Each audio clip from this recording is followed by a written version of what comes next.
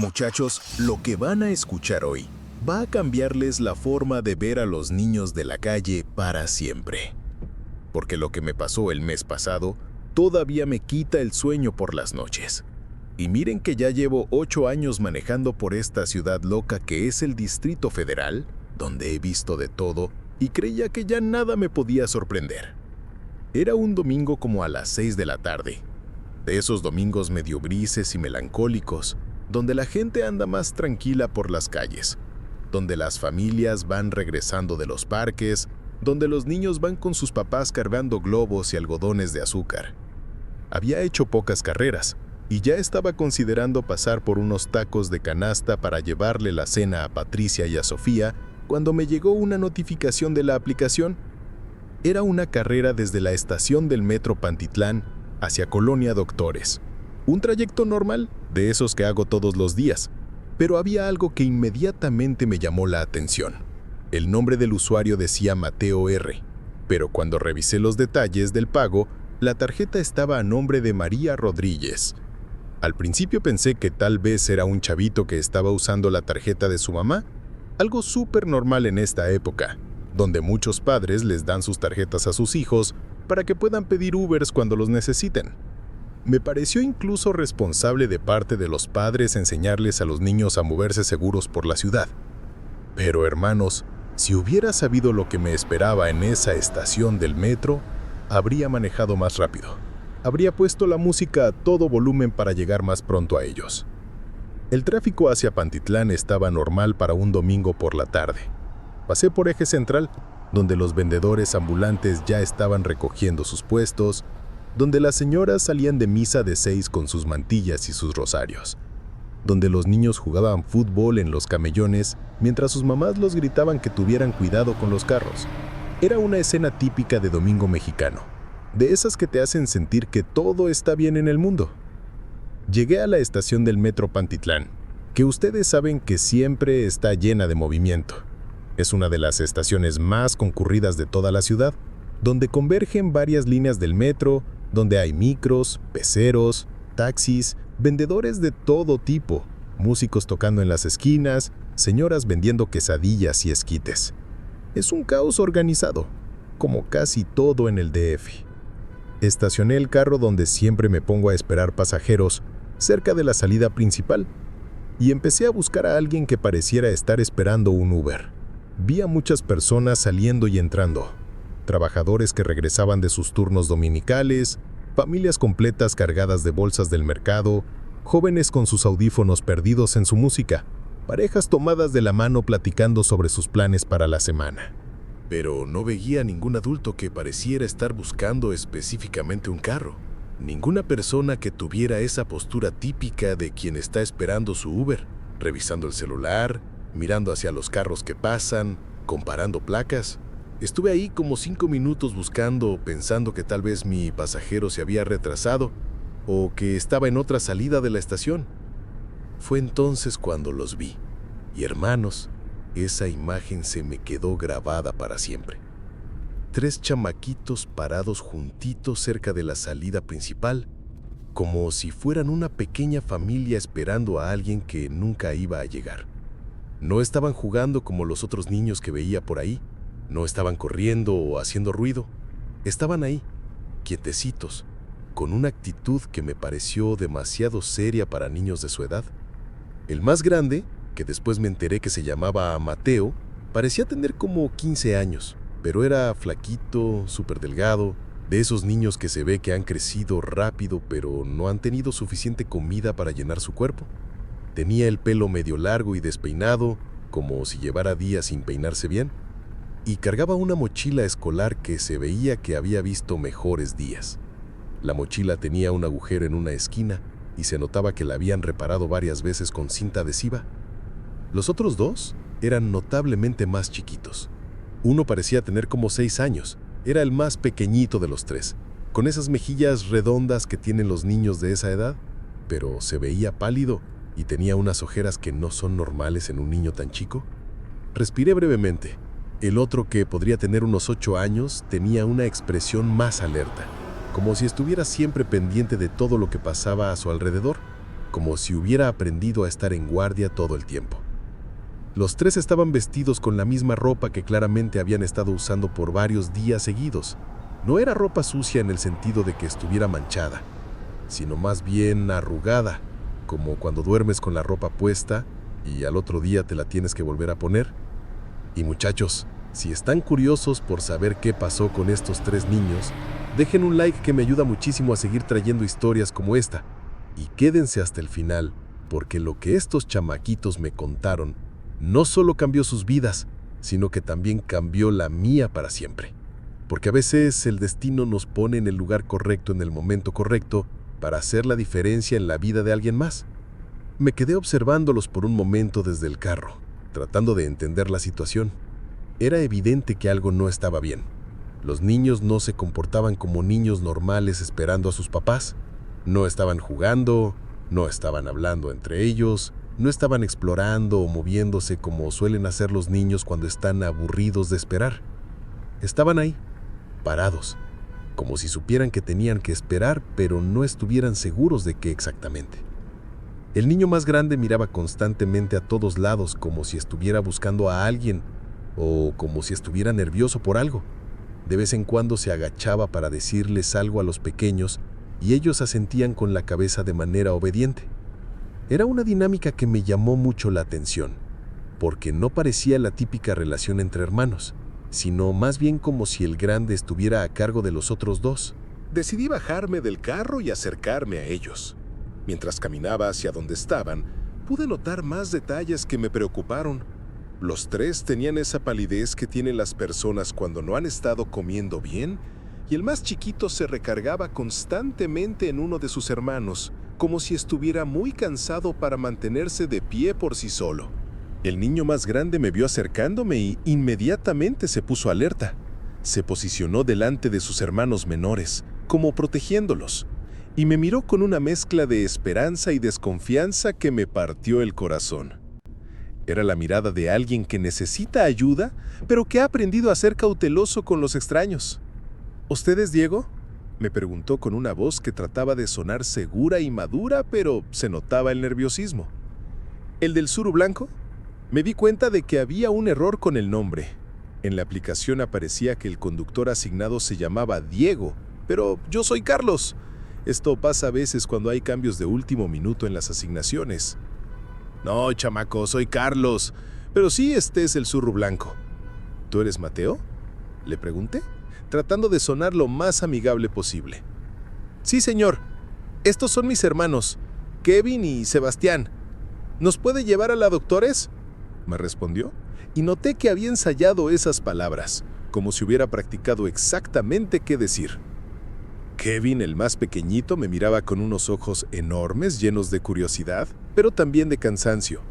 Sebastián, el de 8 años, mantenía esa expresión alerta que había notado desde lejos, como si estuviera evaluando si yo era una amenaza o no. «Claro que sí, suban el carro», les dije. E inmediatamente Mateo ayudó a sus hermanos menores a subirse al asiento trasero. La forma en que los cuidaba, cómo se aseguró de que Kevin se pusiera el cinturón correctamente, cómo le dijo a Sebastián que pusiera su mochilita en el piso para que no se le olvidara, todo eso me confirmó que definitivamente había algo diferente en esta familia. Cuando se subieron al carro, inmediatamente noté varias cosas que me preocuparon profundamente. Primero, los tres olían como si no se hubieran bañado en varios días. No era un olor desagradable o sucio, sino más bien como cuando alguien ha estado durmiendo con la misma ropa por mucho tiempo. Ese olor a ropa que necesita lavarse y a cuerpos que necesitan una ducha caliente. Segundo, sus ropas estaban arrugadas de una manera que indicaba que habían dormido con ella puesta. La camisa de Mateo tenía arrugas profundas en la espalda, los pantalones de Kevin tenían marcas como si hubiera estado acostado en el suelo, y la playera de Sebastián estaba estirada como si la hubiera usado por muchos días seguidos. Tercero, y esto fue lo que más me alarmó, los dos chiquitos se veían claramente desnutridos. No de una manera extrema, pero sí tenían esa delgadez que indica que no han estado comiendo regularmente. Kevin tenía ojeras marcadas muy pronunciadas para un niño de su edad, y Sebastián tenía la piel pálida y los labios un poco resecos. ¿Y sus papás? Les pregunté mientras arrancaba el carro, tratando de sonar casual pero prestando mucha atención a su respuesta. Mateo se tensó inmediatamente. Lo vi por el retrovisor y noté cómo sus hombros se pusieron rígidos y cómo intercambió una mirada rápida con Sebastián antes de responder. Mi papá viene en camino, señor. Nos dijo que lo esperáramos en casa de mi tía Lupita. Él va a llegar más tarde, cuando termine unos pendientes del trabajo, me respondió. Pero había algo en la forma en que dijo las palabras que me sonó ensayado, como si hubiera practicado esa respuesta muchas veces. ¿Y su mamá?, pregunté, notando que solo había mencionado al papá. Hubo un silencio incómodo. Kevin empezó a decir algo, pero Mateo rápidamente le hizo una seña para que se callara. Mi mamá también va a llegar después, dijo Mateo, pero su voz se quebró un poquito al decir esas palabras. Al principio quise creer la historia. Me parecía lógico que unos padres mandaran a sus hijos por delante mientras ellos terminaban algunos pendientes del trabajo o cerraban alguna tienda. Es algo que pasa mucho en la ciudad, especialmente los domingos cuando las familias salen a hacer mandados y los horarios se complican. Pero había detalles que no cuadraban. La forma en que Mateo había dudado antes de mencionar a su mamá, la manera en que había silenciado a Kevin cuando el niño había empezado a hablar, y sobre todo la condición física en la que se encontraban los tres niños. No parecían niños que hubieran salido de casa esa mañana después de un desayuno normal y con la ropa limpia. ¿Y en qué parte de la Doctores vive tu tía?, les pregunté mientras manejaba hacia el centro de la ciudad. Cerca de... por la iglesia de Santo Tomás, me dijo Mateo, pero noté que había dudado antes de responder, como si estuviera inventando los detalles sobre la marcha. ¿Y tienes la dirección exacta? ¿El número de la casa o al menos el nombre de la calle?, insistí, porque en mis 8 años manejando siempre he notado que cuando alguien va a casa de un familiar, especialmente los niños, siempre saben exactamente dónde es. Pueden describir la casa, mencionar si tiene portón rojo o si hay una tienda de abarrotes en la esquina. Ese tipo de detalles que se graban cuando vas frecuentemente a un lugar. No, señor, pero está por la iglesia. Mi papá me dijo que usted sabría cómo llegar ahí, me respondió, y ahí fue cuando se encendieron todas mis alarmas internas. En todos mis años manejando, nunca había tenido un pasajero que no supiera la dirección exacta de su destino, especialmente tratándose de niños que supuestamente iban a casa de una tía. Los niños siempre saben exactamente dónde viven sus tíos. Pueden describir la casa, mencionar si tiene portón rojo o si hay una tienda de abarrotes en la esquina. Salimos de Pantitlán y nos dirigimos hacia el centro de la ciudad por Eje Central. El tráfico estaba relativamente tranquilo para ser domingo por la tarde, pero mientras manejaba no podía dejar de observar a los niños por el retrovisor. Su comportamiento me tenía cada vez más preocupado. Kevin, el más pequeñito, se había recargado completamente en Sebastián y se veía como si estuviera luchando por mantener los ojos abiertos. No era el cansancio normal de un niño que había tenido un día largo jugando, sino más bien como si llevara varios días sin dormir bien. Sebastián mantenía esa expresión alerta que había notado desde el principio, pero cada vez que pasábamos por algún puesto de comida o veía a alguien comiendo en la calle, notaba cómo seguía la comida con la mirada. Era sutil, pero cuando uno se fija, es obvio cuando alguien tiene hambre. Mateo miraba constantemente por la ventana, pero no con la curiosidad típica de un adolescente explorando la ciudad, sino más bien como si estuviera memorizando el camino, como si necesitara recordar por dónde habíamos pasado. De vez en cuando revisaba un celular viejo y rayado que tenía en su bolsillo, pero cada vez que lo veía, su expresión se volvía más triste. ¿Cuántos años tienes, Mateo?, le pregunté para seguir la conversación y ver si podía entender mejor la situación. 15, señor, me respondió rápidamente, casi automáticamente, pero algo en su voz me hizo dudar. ¿En serio? ¿Te ves más joven? ¿Y estás en la secundaria? Sí, señor, voy en tercero, me dijo, pero noté que había dudado un segundo antes de responder. ¿Y tus hermanos? ¿También van a la escuela? Kevin, que había estado medio dormido, de repente se animó. Sí, Yo voy en primero y me gusta mucho mi maestra porque... Pero Mateo inmediatamente lo interrumpió. Kevin, ya no hables tanto, estás molestando al señor. No los molesta para nada, les dije. Me gusta platicar con mis pasajeros. ¿Cómo se llama tu maestra, Kevin? Pero Kevin ya se había vuelto a reclinar en Sebastián y había cerrado los ojos. Era obvio que Mateo no quería que sus hermanos hablaran mucho y eso me hizo sospechar aún más que algo no estaba bien. Seguimos manejando en un silencio incómodo por varios minutos. Pasamos por varios semáforos, por el centro histórico, donde había muchos turistas tomando fotos, por puestos de comida que llenaban el aire con aromas deliciosos de tacos, quesadillas y elotes. Cada vez que pasábamos por algún lugar donde vendían comida, notaba cómo los tres niños volteaban a ver, pero especialmente Kevin y Sebastián. Fue cuando llegamos al viaducto que todo cambió completamente. Había un accidente terrible, un choque entre dos tráilers que tenía el tráfico completamente parado en ambas direcciones. Las ambulancias, las patrullas y los bomberos habían acordonado una gran parte de la vía y se veía que íbamos a estar ahí por un buen rato. ¡Ay, no! Esto se ve que va para largo, les dije a los niños. ¿No tienen prisa por llegar? No, señor, no hay problema, me dijo Mateo, pero noté que parecía casi aliviado de que el viaje se fuera a alargar. Llevábamos como media hora completamente parados, sin movernos ni un metro. Los carros a nuestro alrededor habían apagado sus motores. Algunos conductores se habían bajado a estirar las piernas y se había formado esa atmósfera de resignación que se da cuando todos sabemos que no hay nada que hacer más que esperar.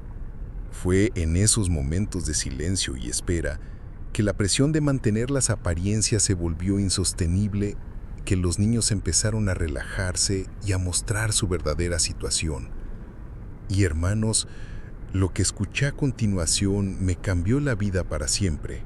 El tráfico siguió sin moverse, y yo ya no sabía si quería que se destrabara o que siguiéramos ahí para poder entender qué estaba pasando realmente con estos tres chamaquitos. Había algo en el ambiente del carro que se sentía pesado, como cuando alguien quiere decir algo importante pero no sabe cómo empezar. Kevin fue el primero en romper el silencio. Se despertó de su letargo, se incorporó un poco y le dijo a Mateo con una voz débil que me partió el corazón. Mateo, tengo mucha hambre. ¿Ya podemos comprar algo de comer? La respuesta de Mateo me confirmó todas mis sospechas. No, Kevin, ya te dije que tenemos que guardar el dinero para cosas más importantes. Pero tengo mucha hambre, insistió Kevin, y pude escuchar en su voz que no era el capricho de un niño que quiere un dulce, sino la necesidad real de alguien que genuinamente no ha comido bien en mucho tiempo. Ya sé, hermanito, pero tenemos que ser fuertes un poquito más, le respondió Mateo con una ternura que me hizo entender que este niño había estado siendo el papá de sus hermanos por más tiempo del que cualquier niño debería. Fue entonces cuando vi algo que me heló la sangre. Me sacó una bolsita de plástico transparente y arrugada de su mochila rota. Dentro había puras monedas, la mayoría de a peso y de a 5 pesos, algunas de a 2 pesos y algunos billetes súper arrugados de 20 y de 50 pesos. Conté mentalmente mientras él revisaba el contenido y no podían ser más de 200 o 250 pesos en total. Mateo, le dijo Sebastián, ¿cuánto dinero nos queda? Como 200 pesos, le respondió Mateo en voz baja como si no quisiera que yo escuchara, pero el carro estaba en silencio y era imposible no oír. ¿Eso nos va a alcanzar para comer y para el lugar donde vamos a dormir?, preguntó Sebastián con la madurez que no debería tener un niño de 8 años. No sé, Seba. Vamos a ver qué podemos hacer, le respondió Mateo. Y en su voz pude escuchar toda la preocupación y el miedo que estaba tratando de ocultar para no asustar más a sus hermanos. En ese momento decidí intervenir. Me giré para verlos de frente y les pregunté con la voz más suave que pude. Muchachos, ¿desde cuándo no han comido una comida completa? Los tres se quedaron callados por un momento, intercambiando miradas como si estuvieran decidiendo qué tanto podían confiar en mí. Sebastián, con esa honestidad brutal que solo tienen los niños, fue el que contestó. Desde que nuestra mami se fue al cielo y mi papi se fue de la casa. Las palabras cayeron en el carro como una bomba. Mateo inmediatamente le tapó la boca a su hermano, súper nervioso. Seba, ya te dije que no dijeras eso. Se supone que vamos a casa de tía Lupita. Pero ya era demasiado tarde. La verdad había salido y yo pude ver en los ojos de Mateo que ya no podía sostener la mentira. Se puso a temblar y las lágrimas empezaron a salir de sus ojos. Mateo, le dije con toda la calma que pude, no va a pasar nada malo, te lo prometo. Solo quiero entender qué está pasando para poder ayudarlos. ¿Tu mamá realmente se fue al cielo? Mateo asintió con la cabeza, sin poder hablar porque estaba llorando. Kevin, al ver a su hermano mayor llorando, también se puso a llorar, y Sebastián los abrazó a los dos tratando de consolarlos. ¿Hace cuánto tiempo?, les pregunté. Hace un mes, me dijo Mateo entre sollozos. Tenía cáncer y estuvo muy enferma por muchos meses. Los doctores dijeron que no se podía curar. ¿Y su papá? ¿Sebastián dijo que también se fue? Sí, señor, me confirmó Mateo. Al principio, después de que mi mami se fue al cielo, mi papá trató de cuidarnos, pero lloraba mucho todo el tiempo y tomaba muchas cervezas. Decía que no sabía cómo hacer las cosas que hacía mi mamá, como cocinar y lavar nuestra ropa y ayudarnos con la tarea. ¿Y cuándo se fue?, le pregunté, aunque ya me imaginaba que la respuesta iba a ser devastadora. Hace una semana, me dijo Kevin con una voz tan pequeñita que tuve que esforzarme para escucharlo. Nos dijo que iba a la tienda por comida y que regresaba en la noche para cenar con nosotros, pero nunca regresó. Kevin y Sebastián me preguntan todos los días cuándo va a volver papá, pero yo ya no sé qué decirles porque creo que no va a regresar. En ese momento me di cuenta de que estos 3 niños habían estado completamente solos durante una semana entera, sin padres, sin familia, sin nadie que los cuidara más que Mateo, que apenas tenía 12 años, aunque dijera que tenía 15. Mateo, le dije, ¿cuántos años tienes realmente? Él se quedó callado por un momento, como si estuviera decidiendo si seguir mintiendo o decir la verdad. Ya dije la verdad sobre todo lo demás. ¿También tengo que decir la verdad sobre mi edad? Sí, Mateo, ya no hay necesidad de mentir. Solo quiero ayudarlos. Tengo 12 años, me dijo bajito con una voz que me partió el alma. Voy a cumplir 13 en noviembre. Se me heló completamente la sangre. Este niño de 12 años había estado cuidando solo a sus 2 hermanitos durante toda una semana. ¿Y realmente van a casa de su tía Lupita?, le pregunté, aunque ya sabía la respuesta. No, señor Carlos, me dijo llorando más fuerte. No tenemos tía Lupita, no tenemos a nadie. Se me ocurrió ese nombre porque no sabía qué decirle cuando me preguntó a dónde íbamos. Entonces, ¿a dónde iban realmente? No sabíamos, señor, solo sabíamos que teníamos que salir del departamento porque el señor que cobra la renta viene todos los días a preguntar por el dinero y nosotros no tenemos dinero para pagarle. Kevin se puso a llorar más fuerte. Mateo, tengo mucha hambre y extraño mucho a mi mami. ¿Cuándo va a regresar mi papi? Sebastián, con una sabiduría que rompía el corazón, abrazó a su hermanito y le dijo, ya no llores, Kevin, Mateo nos va a cuidar, ¿verdad, Mateo? Mateo se secó las lágrimas e inmediatamente trató de ponerse fuerte otra vez. Sí, se va, yo los voy a cuidar siempre. No los voy a dejar solos nunca, como hizo papá. Era increíble y desgarrador ver a este niño de 12 años tratando de ser el papá de sus hermanos. Me acordé de mí mismo cuando tenía esa edad, preocupándome solo por los videojuegos, por el fútbol con mis amigos, por sacar buenas calificaciones para que mis papás me compraran el juguete que quería. Y aquí estaba Mateo, cargando con una responsabilidad que no le correspondía, tratando de mantener unida a su familia cuando él mismo era apenas un niño. Mateo, ¿me puedes contar exactamente qué ha pasado esta semana? ¿Dónde han estado durmiendo? ¿Qué han estado comiendo? Hemos estado en nuestro departamento en Nesa, señor Carlos, pero ya cortaron la luz el martes y el agua la cortaron ayer. Mi papá no pagó las cuentas antes de irse. ¿Y qué han estado comiendo? Teníamos un poco de comida que quedó cuando papá se fue, me explicó Sebastián, pero se acabó hace 3 días. Desde entonces solo hemos comido pan Bimbo con agua de la llave, cuando todavía salía agua. Mateo dice que tenemos que guardar el dinero para cosas más importantes, añadió Kevin, pero yo tengo mucha hambre y ya no me gusta el pan Bimbo. ¿Qué cosas más importantes? Para pagar un lugar donde dormir cuando ya no podamos estar en el departamento, me explicó Mateo, y para camiones si necesitamos movernos a otro lugar. Era desgarrador escuchar a este niño de 12 años hablando como si fuera un adulto responsable por el bienestar de su familia. Había estado tomando decisiones imposibles, si gastar el poco dinero que tenían en comida o ahorrarlo para gastos más urgentes como un lugar donde dormir. Hermanos, díganme en los comentarios, ¿qué harían ustedes en una situación así? ¿Creen que este niño de 12 años estaba tomando las decisiones correctas? Porque lo que me contó a continuación sobre cómo habían sobrevivido esta semana me hizo entender el verdadero significado del valor y la responsabilidad.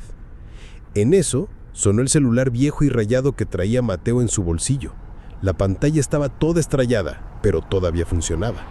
Mateo se le iluminó la cara completamente y contestó súper rápido, con una esperanza en la voz que me partió el corazón. «Papá, ¿ya vienes?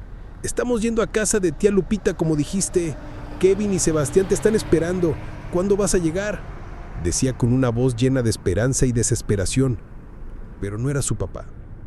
Era una grabación automática de Telcel diciendo que su línea ya no tenía saldo y que necesitaba recargar para poder hacer llamadas. «Su saldo es insuficiente para realizar esta llamada. Recargue su línea marcando». Cuando Mateo escuchó la grabación, se desplomó completamente. Toda la fortaleza que había estado manteniendo para cuidar a sus hermanos se desvaneció en ese momento. Se puso a llorar como el niño de 12 años que era y entre sollozos me empezó a contar toda la verdad sobre lo que había pasado. «Señor Carlos, mi mamá se fue al cielo por cáncer hace 1 mes y medio. Estuvo muy enferma por casi 1 año. Mi papá trabajaba en una fábrica, pero tuvo que faltar muchos días para cuidar a mi mamá en el hospital. Y al final lo corrieron del trabajo». ¿Y después de que murió tu mamá? Mi papá al principio trató de cuidarnos, pero lloraba mucho y tomaba cerveza todo el día. Decía que extrañaba mucho a mi mamá y que no sabía cómo hacer las cosas que ella hacía. No sabía cocinar más que quesadillas y sopa de sobre. No sabía lavar nuestra ropa. No sabía ayudarnos con la tarea. ¿Y cuándo decidió irse? No decidió, señor. Solo se fue. Hace 1 semana nos dijo que iba a la tienda por comida y por cervezas, y que regresaba en la noche para cenar con nosotros y ver caricaturas, pero nunca regresó. ¿Han tratado de buscarlo? Sí, señor. Fuimos a la tienda donde siempre compraba. Fuimos a los lugares donde tomaba cerveza con sus amigos. Fuimos a preguntar en la fábrica donde trabajaba, pero nadie lo ha visto. Era una situación devastadora.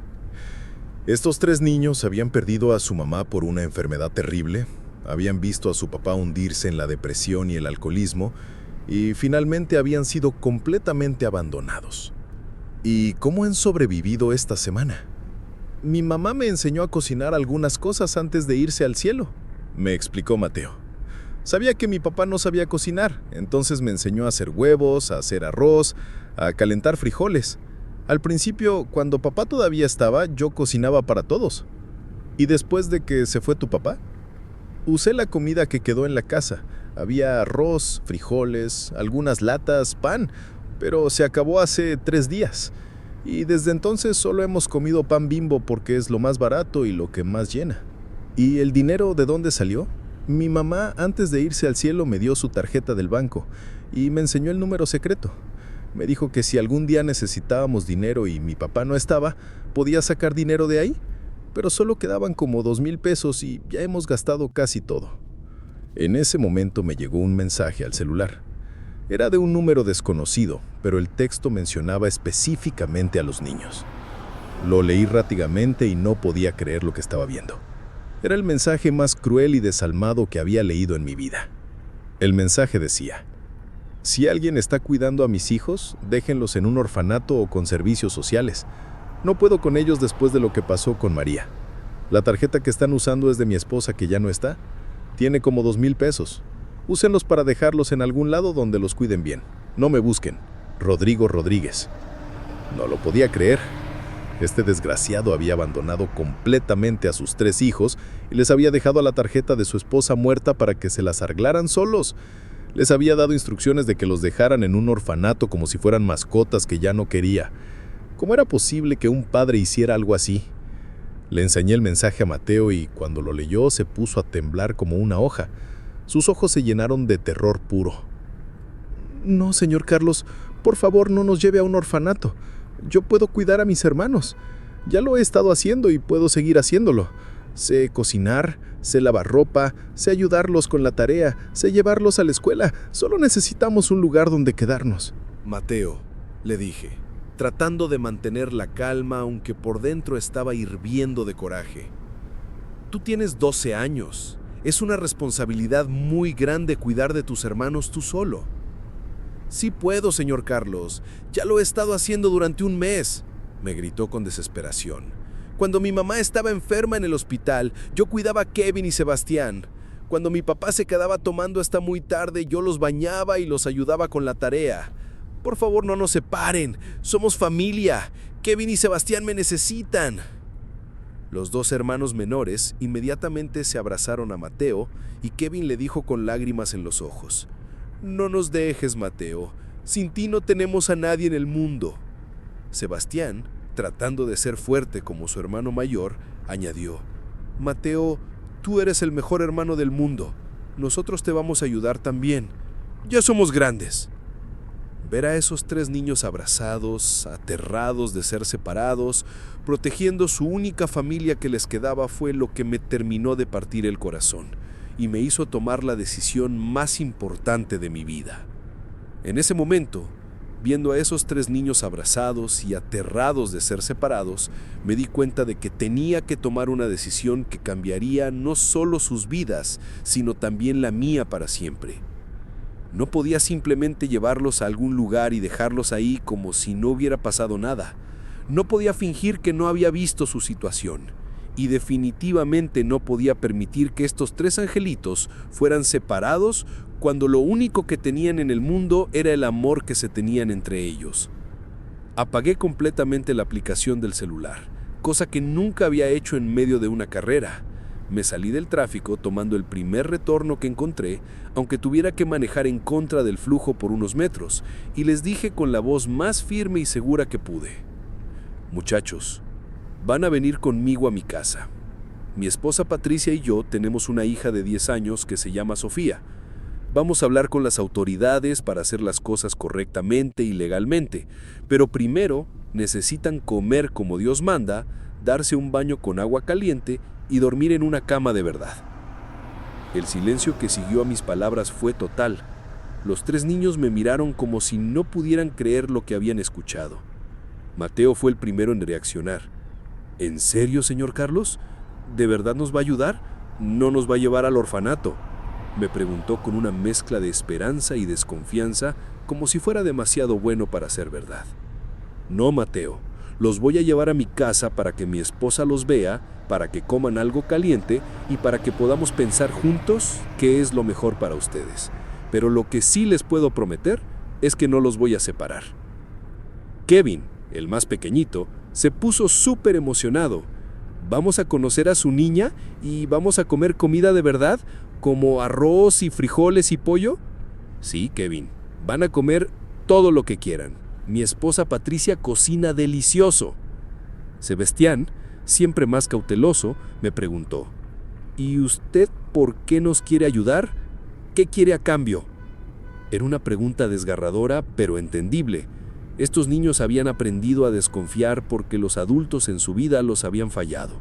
Su papá los había abandonado, las autoridades los querían separar, y de repente apareció un extraño ofreciéndoles ayudas sin pedir nada a cambio. Sebastián, le dije, tengo una hija de casi tu edad, y si algún día ella estuviera en una situación como la de ustedes, me gustaría que alguien la ayudara.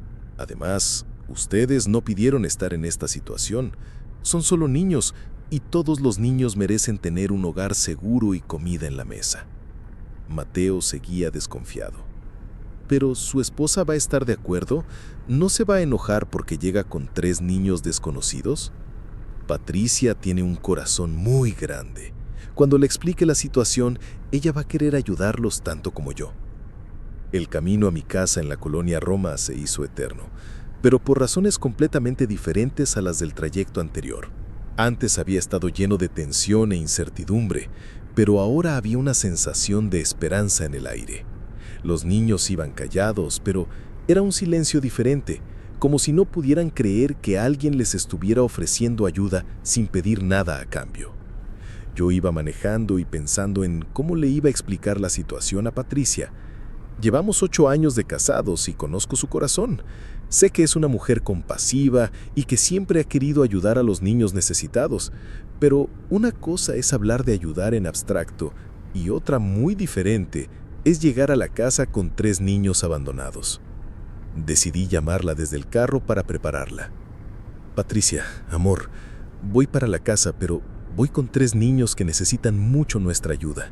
Te voy a explicar todo cuando llegue, pero por favor prepara comida para 6 personas y busca ropa limpia que les pueda quedar. ¿3 niños?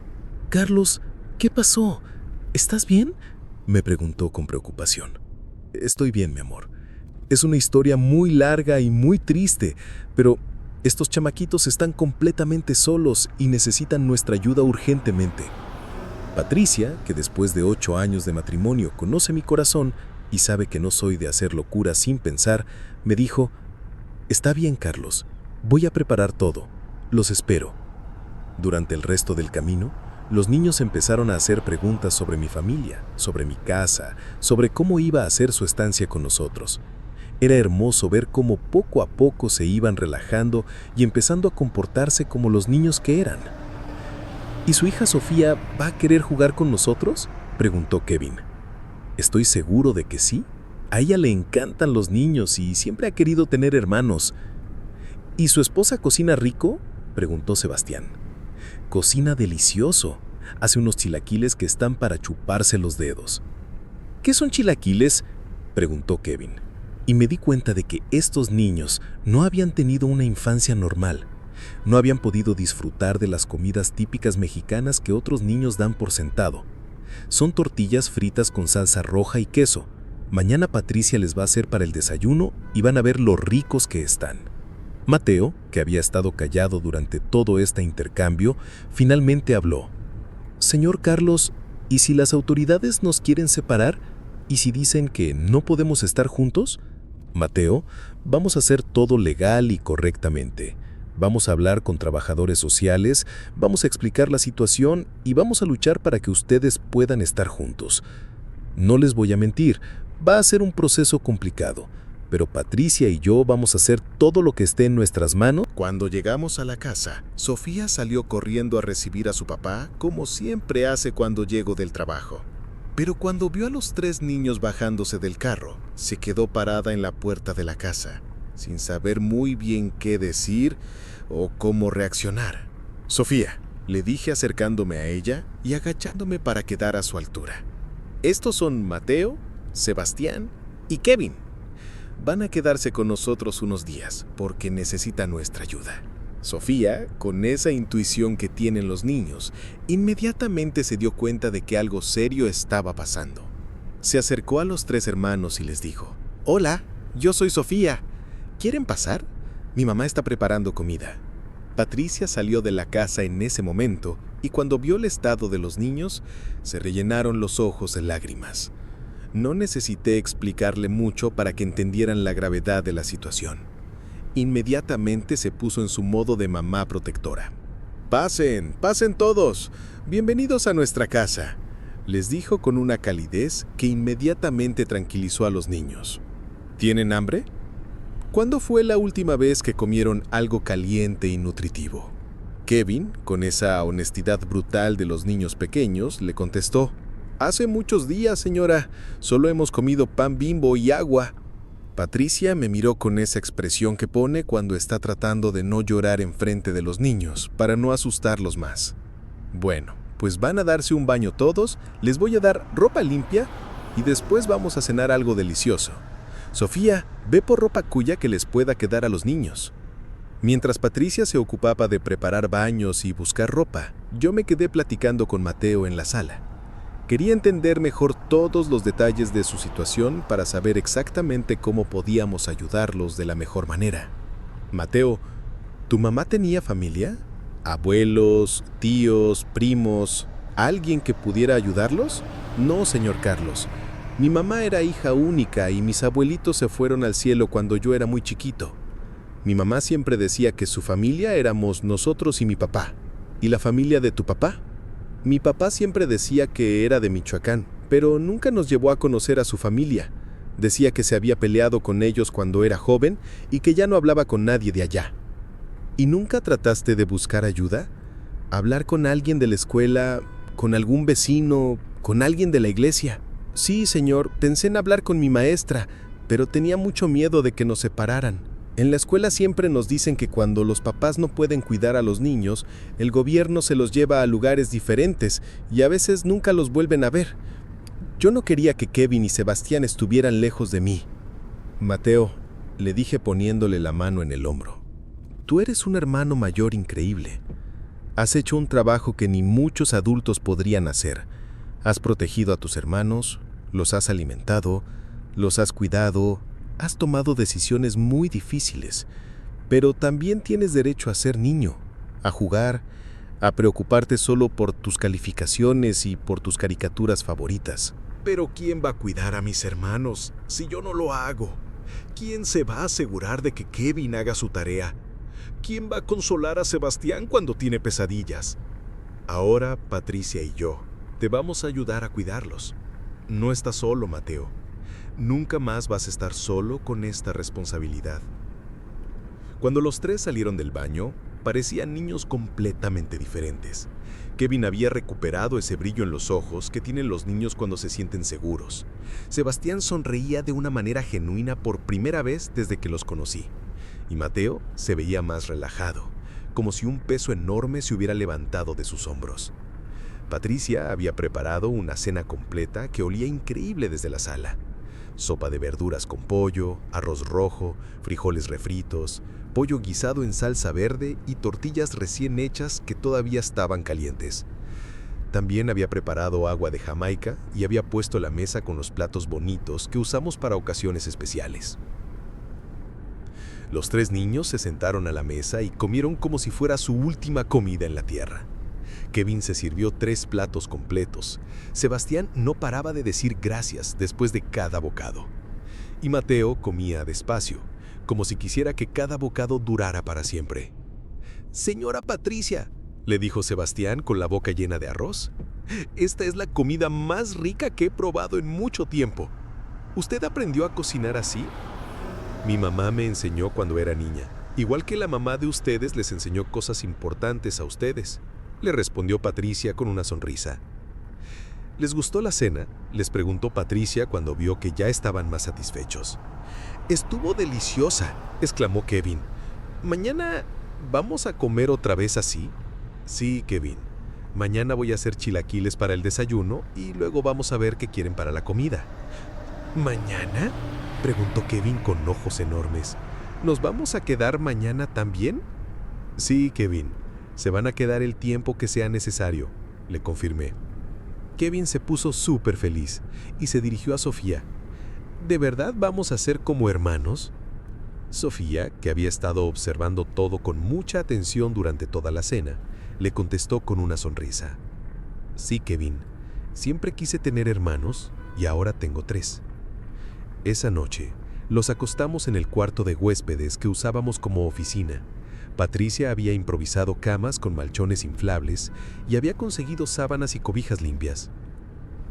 Les puso pijamas que había adaptado de ropa nuestra y de Sofía, y por primera vez en semanas iban a dormir en camas de verdad, con sábanas limpias, sin preocuparse por el día siguiente. Antes de apagarles la luz, Patricia se sentó en la orilla de la cama de Kevin y les leyó un cuento. Era hermoso ver cómo los 3 se relajaron completamente, cómo Kevin se quedó dormido con una sonrisa en la cara, cómo Sebastián finalmente dejó esa expresión de alerta constante y cómo Mateo por fin se permitió ser el niño de 12 años que era. «Buenas noches, muchachos», les dije desde la puerta. «Mañana vamos a empezar a arreglar todo para que puedan estar seguros y juntos». «Señor Carlos», me dijo Mateo antes de que saliera del cuarto, «gracias por no llevarnos al orfanato. Gracias por cuidarnos». «No me las des, Mateo. Tú eres el que ha estado cuidando a tu familia como un verdadero héroe». Al día siguiente desperté más temprano de lo normal.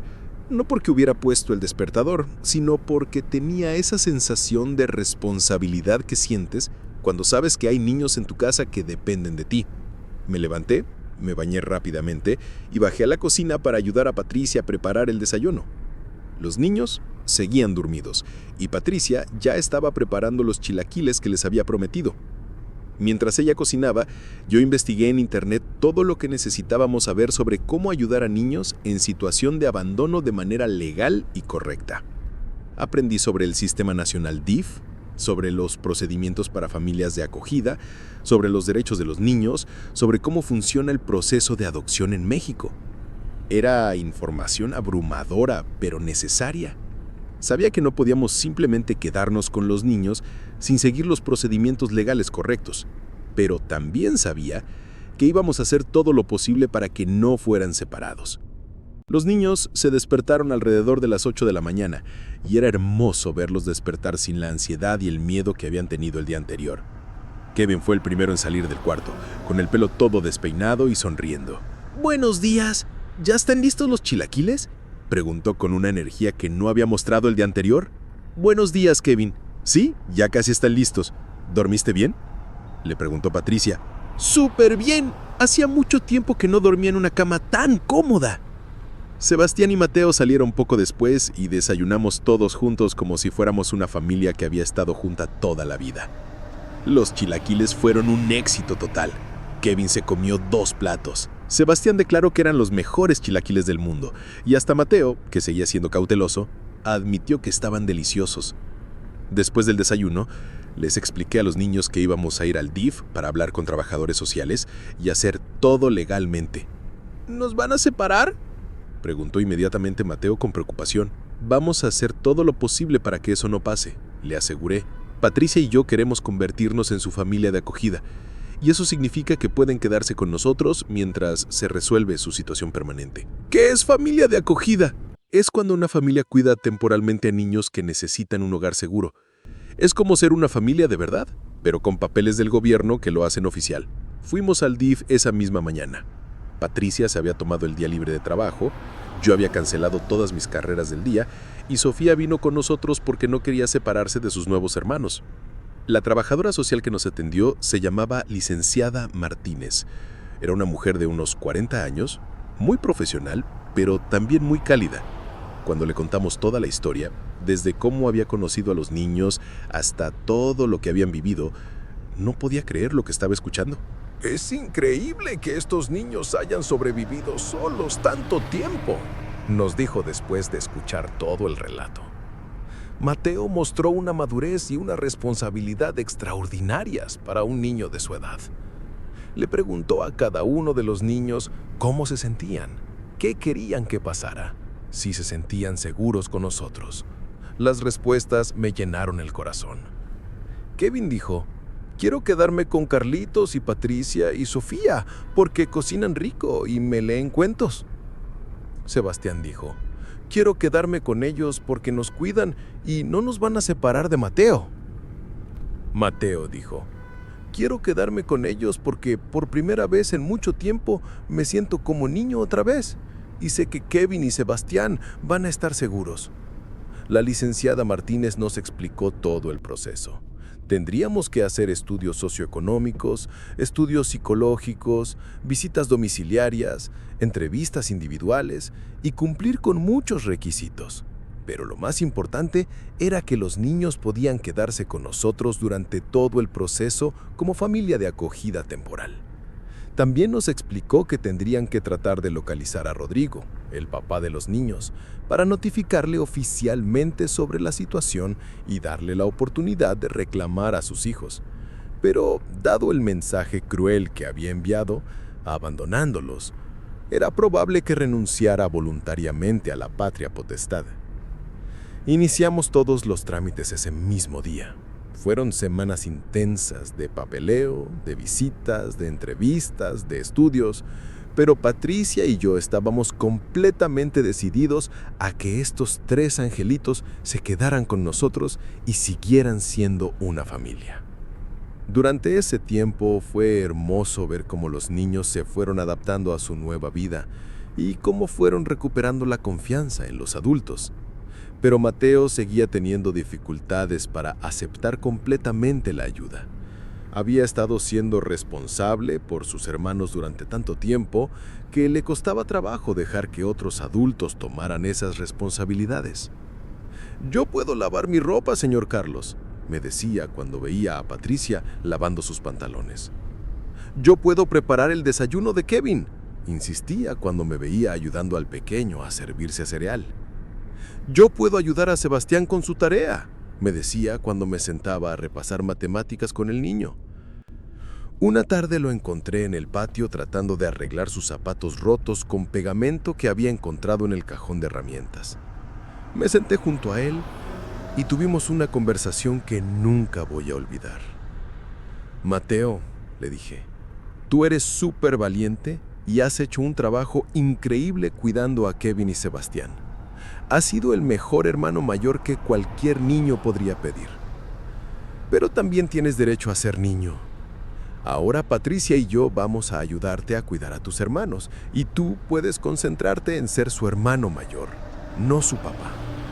Pero ¿y si ustedes se cansan de nosotros? ¿Y si deciden que somos mucho problema? ¿Y si las autoridades cambian de opinión?», me preguntó con lágrimas en los ojos. «Mateo, mírame a los ojos», le dije tomándolo de los hombros.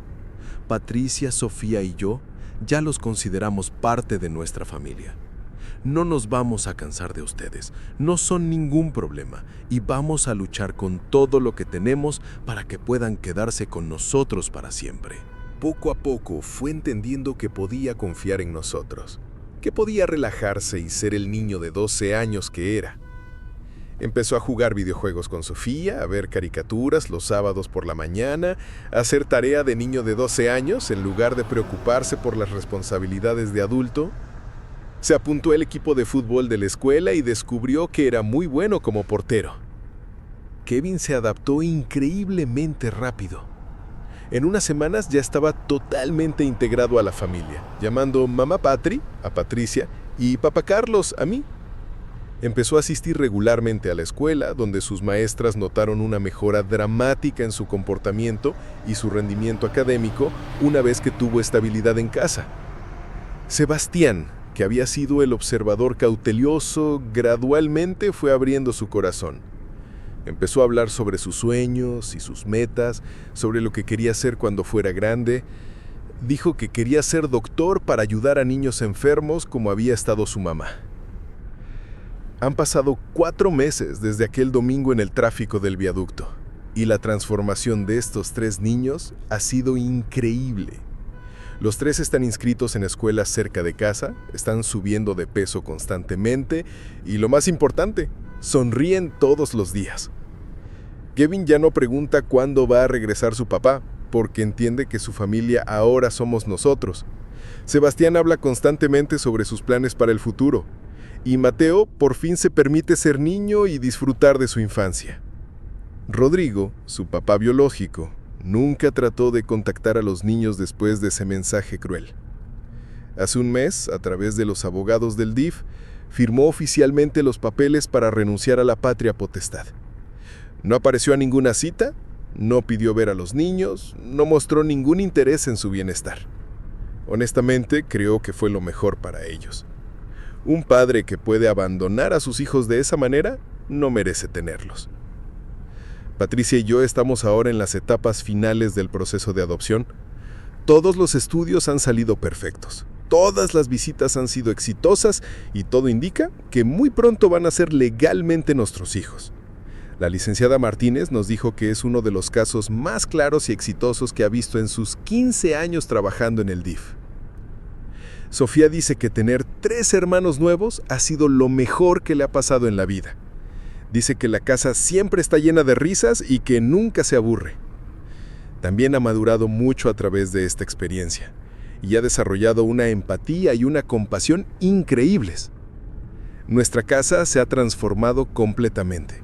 Tuvimos que comprar una mesa más grande para la cocina, convertir completamente el cuarto de huéspedes en recámara para los 3 hermanos y adaptar nuestras rutinas para incluir a 4 niños en lugar de 1. Pero ha sido la mejor transformación que podríamos haber pedido. A veces, cuando manejo por Pantitlán para recoger pasajeros, Me pregunto qué hubiera pasado si no me hubiera tocado esa carrera ese domingo. Estos 3 angelitos podrían haber terminado separados en diferentes orfanatos, o peor aún, viviendo en las calles de la ciudad. Podrían haber sido víctimas de abuso, de explotación, de 1000 cosas terribles que les pasan a los niños abandonados. Pero creo firmemente que las cosas pasan por algo, que el destino nos pone en el lugar correcto, en el momento correcto, para hacer la diferencia en la vida de alguien más. Yo estaba ahí ese domingo, en ese tráfico, en ese momento exacto, porque estos niños me necesitaban y yo los necesitaba a ellos. Hace unas semanas, Mateo me dijo algo que me llegó directo al corazón. Estábamos jugando fútbol en el patio, algo que hacemos todos los sábados por la tarde, cuando de repente paró el juego y me dijo: Carlos, gracias por no llevarnos al orfanato aquel día. Por primera vez en mucho tiempo me siento como un niño otra vez y sé que Kevin y Sebastián están seguros y van a tener un futuro bueno. Le respondí: Mateo, ustedes han cambiado nuestras vidas tanto como nosotros hemos cambiado las de ustedes. Somos una familia de verdad y las familias se cuidan entre sí. ¿Y ustedes, muchachos? ¿Cuál ha sido la experiencia más impactante que han tenido ayudando a alguien que lo necesitaba? ¿O la vez que alguien apareció en sus vidas justo cuando más lo necesitaban? Cuéntenme en los comentarios porque leo todos y cada uno y me encanta saber sobre los actos de bondad que suceden todos los días en nuestro país. Si llegaron hasta aquí, son los verdaderos seguidores de este canal los que realmente se interesan por estas historias que nos recuerdan lo bueno que puede ser el ser humano. Dejen un like si esta historia les tocó el corazón como a mí me cambió la vida. Suscríbanse para más relatos como este que nos demuestran que siempre hay esperanza. Activen la campanita para no perderse ninguna historia y compartan este video con alguien que necesite recordar que la bondad todavía existe en este mundo, que siempre hay gente dispuesta a ayudar y que los milagros sí suceden cuando menos los esperamos. Porque, muchachos, la lección más grande que aprendí de esta experiencia es que algunos niños, por las circunstancias más crueles de la vida, se ven obligados a crecer muy rápido y a asumir responsabilidades que no les corresponden. Pero todos, absolutamente todos los niños del mundo merecen la oportunidad de ser niños, de jugar, de reírse, de preocuparse solo por sus caricaturas favoritas y por sacar buenas calificaciones. Y sobre todo, merecen tener una familia que los ame incondicionalmente. Esta ha sido la historia más importante que he vivido en mis 8 años como conductor de aplicativo y espero que también haya tocado sus corazones y les haya recordado que todos tenemos el poder de cambiar la vida de alguien más. A veces solo necesitamos estar en el lugar correcto, en el momento correcto y tener el valor de hacer lo que sabemos que es lo correcto. Nos vemos en el próximo relato y recuerden siempre, nunca saben cuándo van a ser ustedes los que cambien la vida de alguien para siempre. Manténganse atentos, manténganse bondadosos y nunca subestimen el poder que tienen para hacer la diferencia.